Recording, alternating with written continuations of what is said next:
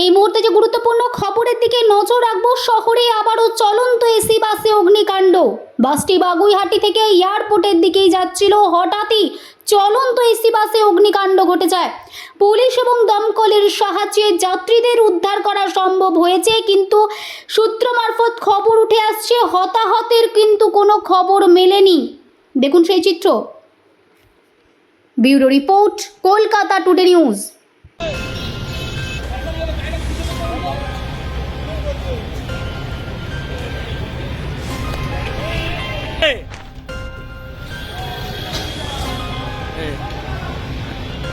ওইটা বলছিস